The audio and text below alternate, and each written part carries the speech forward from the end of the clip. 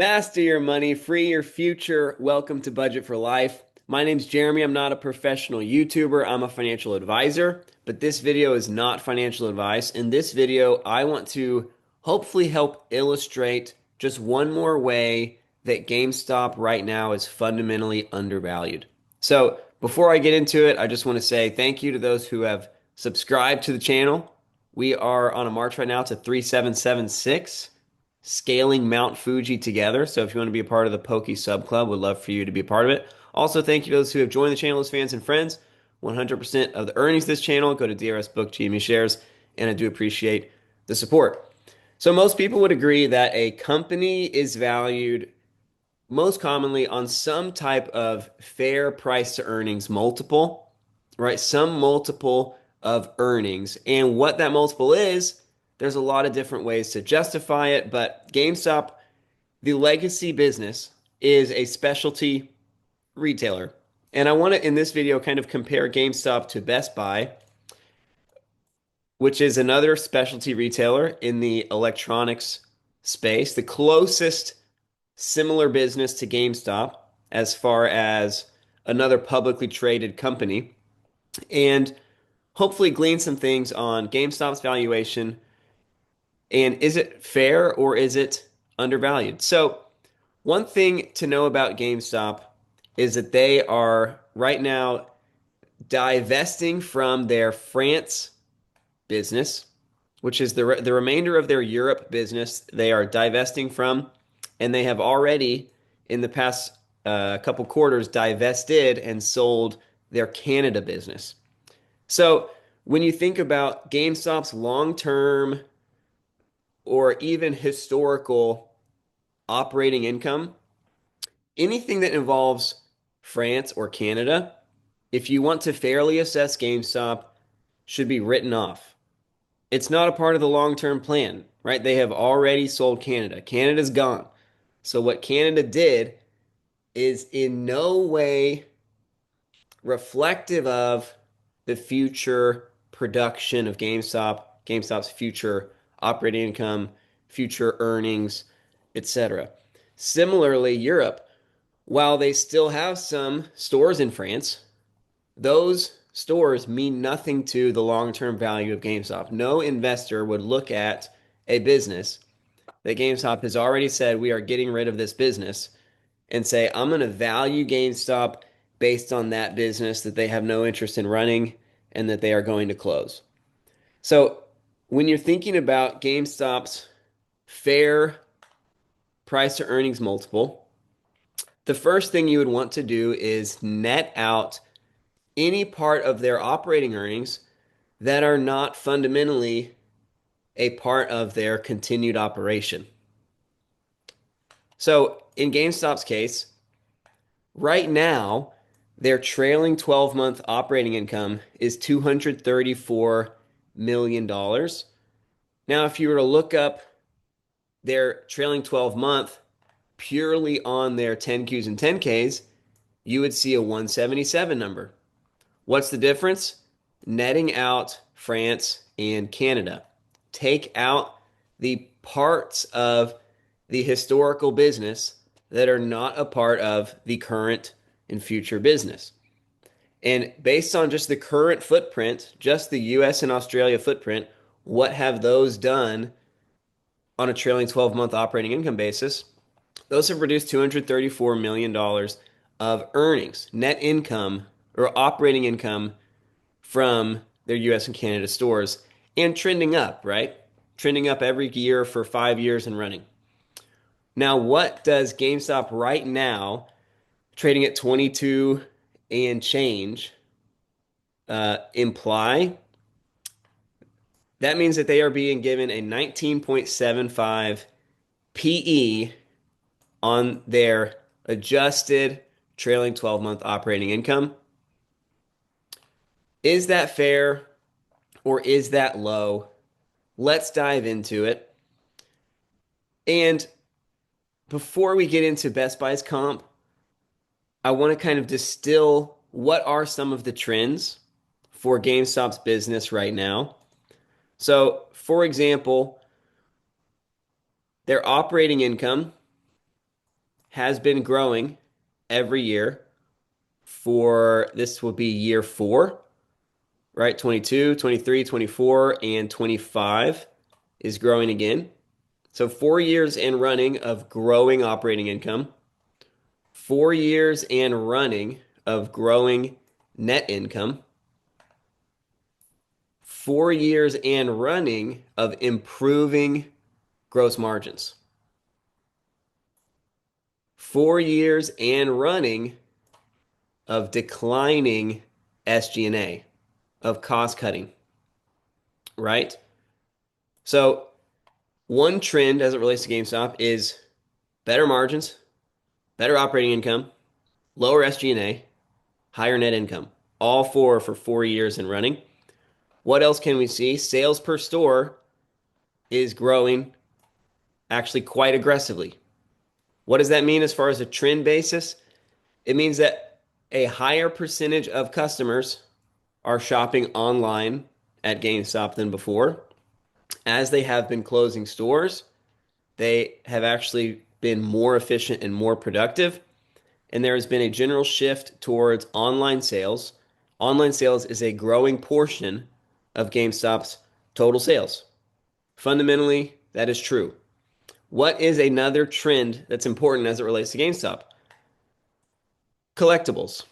So just 4 quarters ago, right, quarter four of 2024, GameStop announced a partnership with PSA to become an authorized PSA grader dealer, right? GameStop, you can submit cards to be graded by PSA through GameStop, and you can buy PSA graded cards from GameStop on their marketplace. You can trade in graded cards at GameStop for cash or store credit, etc.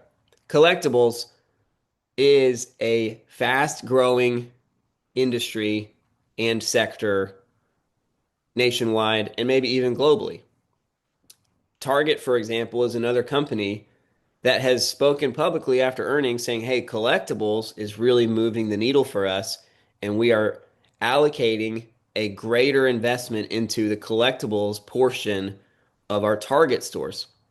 Dick's Sporting Goods, actually just last week, came on CNBC talking about collectibles, cards, TCG, ungraded raw cards, and even graded cards as a booming portion of their sales, and highlighting that, hey, you might want to go to Dick's Sporting Goods to get your cards for Christmas, right? Well, what's the competitive advantage of GameStop?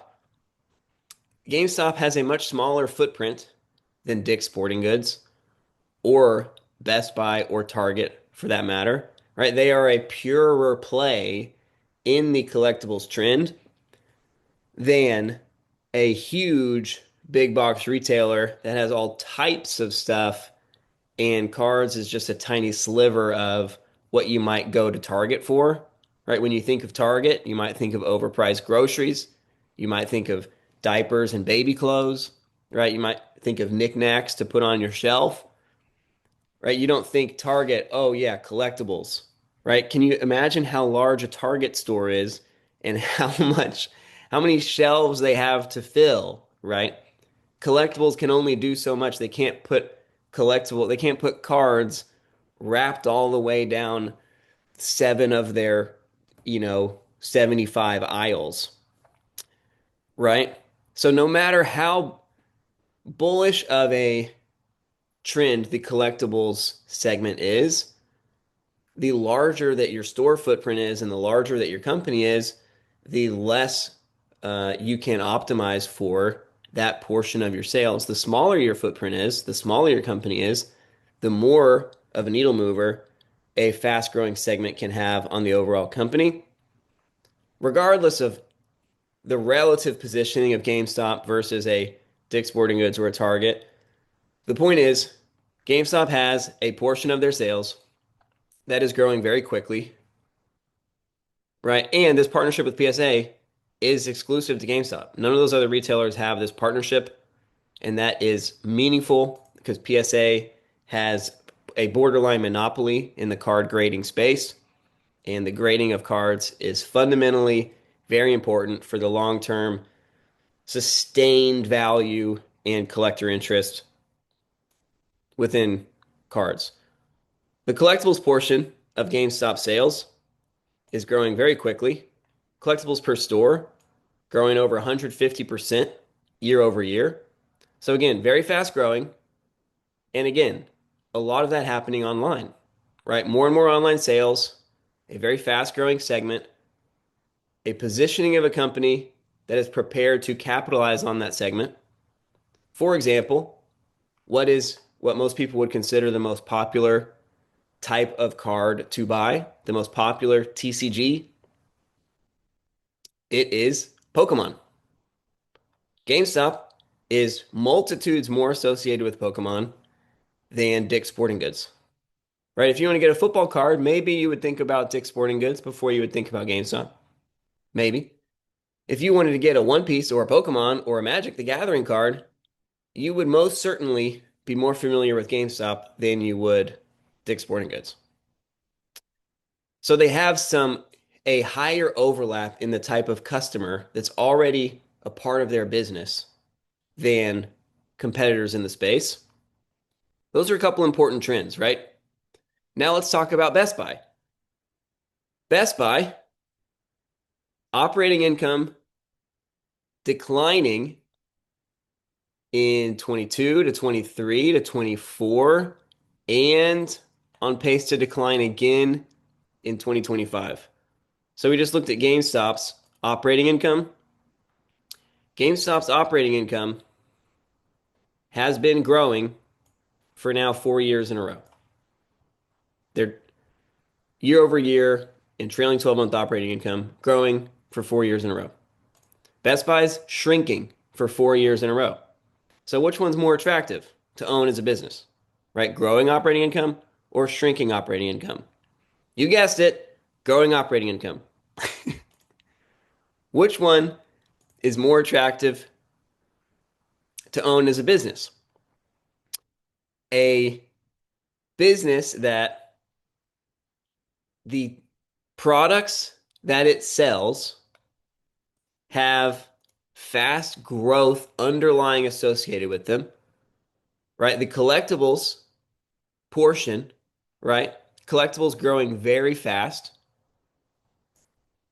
compared to Best Buy, who sells laptops, phones, electronics, home theater equipment, appliances, refrigerators, washing machines, right? What is the big growth, right? How many explosive growth curves do you see about the laptop market in 2025? Laptops are far more saturated, far more mature of an industry than collectibles, for example. Phones, right? Is there a huge portion of the adult US population that doesn't yet have a smartphone? Right? Like there's no segment that Best Buy sells that has any type of explosive growth even possible. So with GameStop, when we're talking about collectibles, you could say, well, how long will the growth continue? Right? How fast will it continue to grow? With Best Buy, there's no particular growth to speak of. There's no narrative. It's not like, oh my gosh, they came out with a flip smartphone. Now phones will sell 5 times as much in 2 years as they do right now. Like it's just genuinely not possible. Not that Best Buy can't grow at all, but for any of Best Buy's segments to have meaningful upside as far as the total addressable market, like is the total phone market going to grow exponentially? Is the total laptop market, the total home theater market, the total refrigerator market, right? What's the bull case for Americans are about to have 5 refrigerators per household? Like I don't think so. Not on average, right? So there's no growth. There's no unique explosive growth segment in Best Buy's revenue mix. In GameStop's revenue mix, there is an explosive growth segment, which is collectibles. You could also say there is another in hardware, given the fact that the Switch 2 has just come out. It is selling more than any console has sold in history, and consoles sell historically, a console cycle peaks in year four. So historically, the Switch 2 you would expect would sell more next year than it does this year, and then again, and then again. But also, you would expect that over the next 2 years, Microsoft, Xbox will come out with a next gen console, and PlayStation will come out with a next gen console, each with their own 4 year cycles. So GameStop really has two high growth segments, at least one, you could argue two. And the only argument that hardware is not explosive growth is if you think that it's highly, highly cyclical and that growth is near term for a few years, but not something they will be able to build upon from there, which is a fine argument. But there is at least one explosive growth segment, arguably two, that GameStop has within their three segments. Best Buy, with seven segments, has zero explosive growth attached to it. Also, the overlap, like the competitive advantages of GameStop within the segments that it sells, are higher than the competitive advantages of Best Buy, at least with some portions of Best Buy segments. For example, appliances.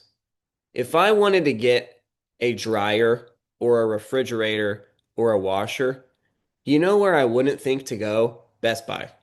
You know where I would think to go? Lowe's or Home Depot. What's Best Buy's competitive advantage with their customers in their appliance segment, which is 12% of their revenue, right? There is no competitive advantage. There's no brand association, right? It's just putting stuff in your stores that you can sell, but there's no synergy to it. Now talk about phones, right? 45% of their revenue, a large, some of that's laptops.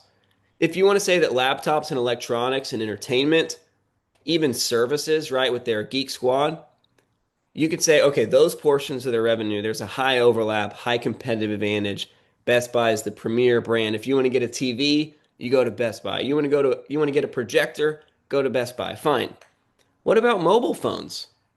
What's Best Buy's competitive advantage for mobile phones compared to an AT&T, a Verizon, a T-Mobile, an Apple, a Google, right? Best Buy, if someone says, I need to get a phone, there's no competitive advantage as to why someone would think, I need to go get my phone from Best Buy. Obviously, people do, right? They sell phones.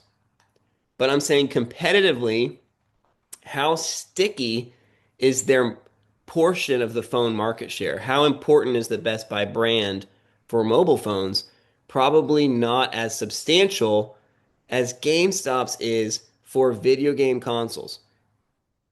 If you want to get a Switch 2, are you going to direct order it from Nintendo? No. If you want to get the next iPhone, are you going to order it from Apple? Probably, right? You can't go direct to consumer, right? If you want to look at video games, are you going to go to Target? No, they don't have them hardly, right? Like the overlap with GameStop's brand in the video game segment is very synergistic, it's very sticky, and GameStop as a dedicated retailer to the gaming space is one of one. They don't have any competition. Whereas you could say with consumer electronics, maybe some people that want a TV do go to Target. Maybe some people that want a TV go to Walmart. Obviously, people do buy collectibles from all those retailers as well. People do buy consoles from all those retailers as well. But none of those retailers are dedicated. None of those retailers have devoted their brand, oriented their brand around those very products like GameStop has. So competitively, there's fast growing segments in GameStop, there's not in Best Buy. Competitively, GameStop has a higher saturation, a higher brand overlap, a higher consumer fit with the things that they sell than Best Buy does. Sorry if that one was hard to explain. Hopefully you got it. Best Buy has $923 million in cash. GameStop has $9,300 million in cash, right? They have 9.3 billion in cash plus Bitcoin. 10 times the cash. 10 times the cash, right? So which one is bullish? Which one's more attractive as an investment? Maybe 10 times the cash is more attractive. Now you could say, well, 4.2 billion of GameStop's cash is convertible bonds, and in all likelihood those would convert, right? So probably this cash really is cash because it is cash. But let's say they didn't convert. Okay, then they only have a net 5.3 or 5.1 billion in cash net. But that sword cuts both ways because Best Buy is sitting over here with over 1.1 billion in debt. So now Best Buy actually has negative 200 million in cash, in net cash. So again, which one is more attractive as an investment to have 5.1 billion in net cash or negative 200 million in net cash? I think the 5.1 billion, right? Right. Now let's talk about the operation because Best Buy has 36 million square feet of store space in the US and another 3.6 million in Canada. Added together, they've got 40 million square feet of storefront. What does that mean from a financials perspective? It means that they've got a ton of operating liabilities. It means that their ability for a substantial portion of their revenue to be generated online is limited. They are very store dependent. It means their cost of doing business is much higher, which increases their risk. So they have higher risk because of their debt position. They also have higher risk because of their operations, right? Look, they've got $7 billion in property and equipment, almost all of that equipment, right? They only have 700 million in land, right? Actual property. Meanwhile, they list what's that? Over $6 billion of lease improvements, fixtures, equipment, right? And their liabilities. Their accounts payable obviously is huge, 5 billion in accounts payable. So we only talked about their 1 billion in long-term debt, but they've got another 5 billion in accounts payable, right? Their entire inventory is owned on credit basically. So if they're not able to sell their inventory at the values that they're listed, like if they have to sell this on sale, right, then they're already underwater from that perspective. But look, the long-term operating leases and the current portion of operating leases, 3 billion just in lease obligations for 40 million square feet of business. GameStop, on the other hand, has 2,000 stores with an average square feet of 1,700. So they have less than 4 million um, square feet of storefront space. Less than 4 million square feet, 10 times the square footage. So is that bearish or bullish? To each his own. It just means that Best Buy is a much higher risk opportunity because they are much more highly levered and they have much more square footage that they are filling, 10 times the square feet. And from a liabilities perspective, GameStop has about 200, what is their lease liabilities, about 200 million in total lease liabilities compared to Best Buy at 3 billion, right? So 15 times as much lease expense.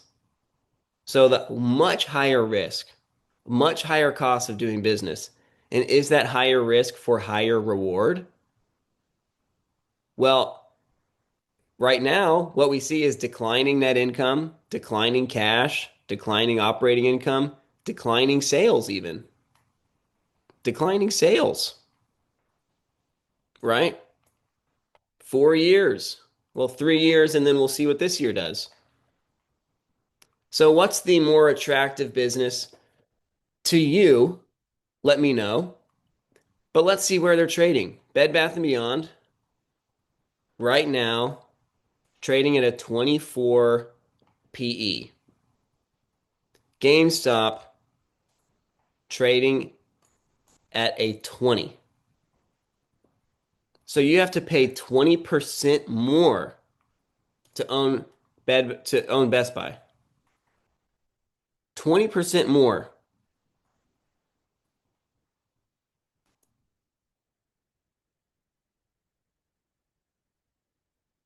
Crazy. Crazy. And talking about Best Buy's lack of meaningful upside, right? Okay, it's a larger business, a larger market cap, a time and a half the market cap of GameStop. Just insane. And 20% higher on a multiple basis. What's the best case for Best Buy?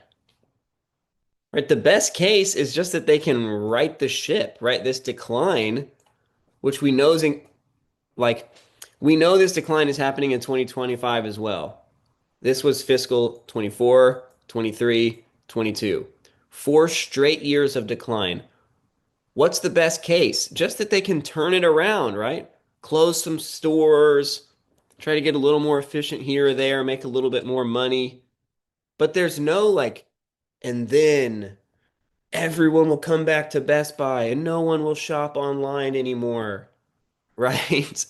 No one will get their TV from Walmart. They will come back to us.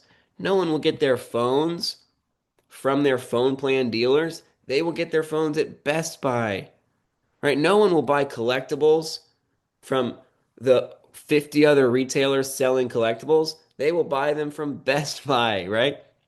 No one will buy their refrigerators from Lowe's and Home Depot. They will buy them from Best Buy. Right? What's the bull case? Even if Best Buy turns this around, what's the exciting upside? There is no exciting upside within their segments. It's if there's any upside, it's totally speculative in nature, not in any way founded on anything the company has communicated. Right? There's no explosive growth and there is substantial risk. Substantial risk. All trends, 4 years worth of trends, pointing towards this company will not make it in the long run. Period. Compared to GameStop, which has 4 years of trends indicating that this company is moving in the right direction and the snowball is starting to accumulate. And by the way, there is explosive growth baked into their graded cards. There's explosive growth baked into their hardware. There's 10% of the risk as it relates to their cost of doing business. Really less than 10%, right? A tiny fraction of the operating expenses, 10 times the cash, right? So multitudes, when you think about cash and you think about operating expenses, I mean, it's like a 10 times 10, right? It's like GameStop is just meaningfully magnitudes lower risk than Best Buy, and yet higher upside. Lower risk and higher upside. We're talking about the console cycle upside. We're talking about graded cards upside and and power packs upside, which is not included in these numbers, but right now is a joint venture equity investment that is off balance sheet, but without a doubt is doing tens of millions in sales already. How far it scales, how long it scales, who knows? But there's just a little extra upside, right? Console cycle upside, graded cards upside, power packs upside, and asset management upside.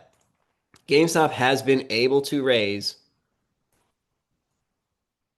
their cash position by over $8 billion dollars in less than 2 years, simultaneously decreasing their operating liabilities by 20% and decreasing their SG&A by 20%. So again, what is the more attractive business to you? Would love to hear it. But the market says that this business commands a 24 PE. If Best Buy commands a 24 PE, then what's the fair PE for GameStop? 25, 28, 30, 35? Right? We're talking explosive growth, shifting online, lower risk, higher upside, stickier branding overlap with their consumers and with the segments that they sell. We're talking power packs, we're talking asset management, right? How much more of a premium would GameStop command to Best Buy? To each his own, right? But it's a premium. There is no justification from a fundamental perspective why Best Buy would command a higher valuation than GameStop. And giving Best Buy a higher valuation than GameStop is totally speculative on a dramatic turnaround that is unlikely and still lacks meaningful upside. Meanwhile, GameStop has dramatic upside in a turnaround that's already turned, right? So let's just say, okay, give it a 28. Give it a 28, right? Less than bona fide online retailers, but certainly higher than Best Buy, right? Well, if GameStop's baseline PE is a 28, then all of a sudden their share price should at least represent a 26. But what happens in the coming quarters when trailing 12-month operating income continues to increase? Well, boom, then convertibles are all of a sudden in the money in April, right after they report in March. And if the convertibles are in the money, right, if the value of GameStop stock is above the conversion prices for the convertibles,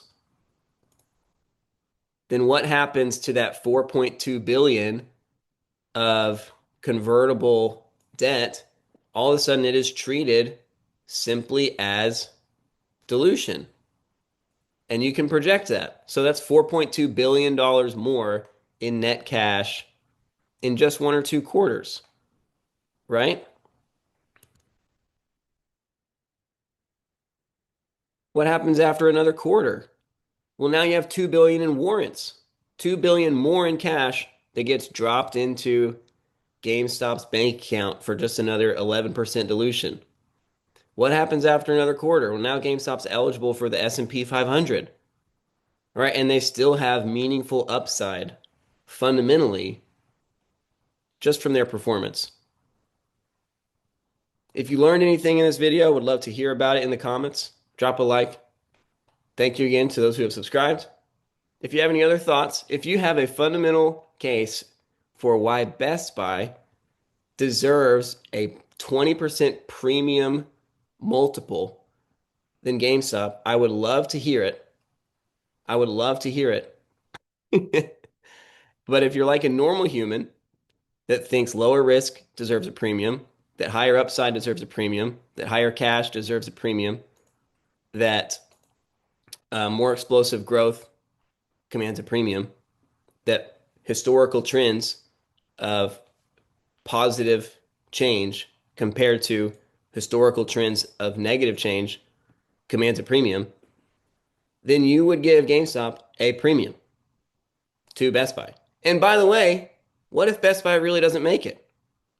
What if they don't make it?